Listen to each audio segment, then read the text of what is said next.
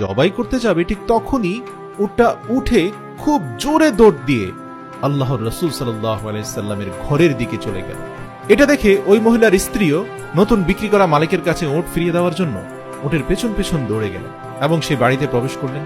তখন আল্লাহর রাসূলের মাতা আমিনা ওই মহিলাকে খুবই ক্লান্ত ও ক্ষুধার্ত দেখে তাকে ঘরে নিয়ে যায় এবং কিছু খাবার দাবার দেয়, আর সেই মহিলার আপন শিশু বাচ্চাটিকেও দোলনায় শুইয়ে দিতে বলে। মহিলাটি যখন তার বাচ্চাকে দোলনায় রাখতে যায় তখন তিনি শিশু মোহাম্মদকে দেখতে পান, যার শরীর থেকে নূরের আলো চমকাচ্ছিল। আসলে এটা একটা আশ্চর্য অলৌকিক বিষয় ছিল যে আল্লাহর রাসূল সাল্লাল্লাহু আলাইহি সাল্লাম শৈশব কাল থেকে এতটা উজ্জ্বল ছিলেন যে অন্ধকারেও তাকে স্পষ্ট দেখা যেত।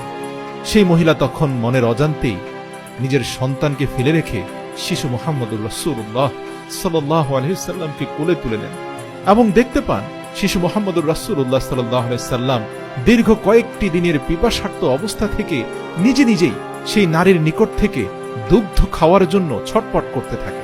ক্ষুধার্ত শিশুর দিকে তাকিয়ে সেই নারী তার নিজ থেকেই শিশু মুহাম্মদুর রাসূলুল্লাহ সাল্লাল্লাহু আলাইহি সাল্লামকে দুগ্ধ পান করা। আর এই মহিলাই ছিলেন নবীজির দুধমা, সেই বিশ্ববিখ্যাত সম্মানিত রমণী মা হালিমা। তো নবীজিকে লালন পালনের জন্য বেশি টাকা দেওয়ার সামর্থ্য ছিল না মা আমিনার, কারণ তার স্বামী ইতিমধ্যে মারা গিয়েছে।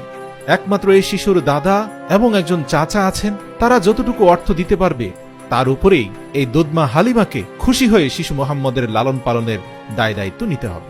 এখানে বলে রাখি, ইতোপূর্বে যত নারীরা এসেছে স্বল্প সামর্থ্যের বিষয়টা মাথা রেখে শিশু মুহাম্মদকে নিতে রাজি হয়নি, কিন্তু মা হালিমা চিন্তা করলেন যে অলৌকিক ব্যাপার স্যাপার এই শিশুর আশপাশে ঘটছে, বিশেষ করে তার উটটি যেভাবে ঘরের দিকে দৌড়ে আসলো এবং শিশুটির শরীর থেকে আলোক বিচ্ছুরণ এবং তার কোমল চেহারা, এই সব কিছু তাকে অভিভূত করল। স্বামীর সাথে পরামর্শ করে এই শিশুকে কোনো প্রকার অর্থনৈতিক চুক্তি ব্যতীতই লালন পালনের দায় দায়িত্ব নিতে রাজি হয়ে গেল। সুবহানাল্লাহ।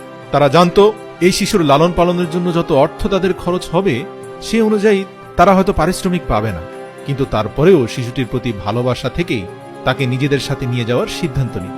তবে মা আমিনার কাছে দুটি উট এবং একটি গাধা ছিল। দুটি উট এবং একটি গাধা মা হালিমাকে দিয়ে দেওয়া হয়েছিল, এছাড়া কোনো নগদ অর্থ দিতে পারেনি।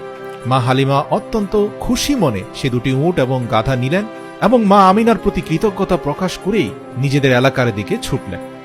নিজেদের এলাকায় পৌঁছে মা হালিমা দেখলেন সেখানে তীব্র রহমতের বৃষ্টি শুরু হয়েছে, অথচ গত 10 বছর ধরে এই অঞ্চলে কোনো বৃষ্টি বাদল হচ্ছে না বলে মানুষের জীবনযাত্রা কঠিন হয়ে পড়েছিল। অথচ আল্লাহর রাসূলের আগমনের সাথে সাথে দীর্ঘ 10 বছর পরে মুষলধারে বৃষ্টি হয় এবং পর্যাপ্ত ফলন হতে থাকে সেই অঞ্চলে। পাশাপাশি নবী আসার পর থেকে দুধমা হালিমার ঘর যেন আল্লাহর রহমতে ভরে গিয়েছে। তার বকরিগুলো 2-3 গুণ বেশি দুধ দিচ্ছে। এমনকি আল্লাহ রাসূল সাল্লাল্লাহু আলাইহি সাল্লাম মা হালিমার বুক থেকে কখনোই পর্যাপ্ত দুধ খেতেন না, বরং অর্ধেক পরিমাণ দুধ রেখে দিতেন যাতে তার দুধ ভাই প্রয়োজনীয় দুধ নিজের মায়ের বুক থেকে খেতে পারে। আল্লাহু আকবার।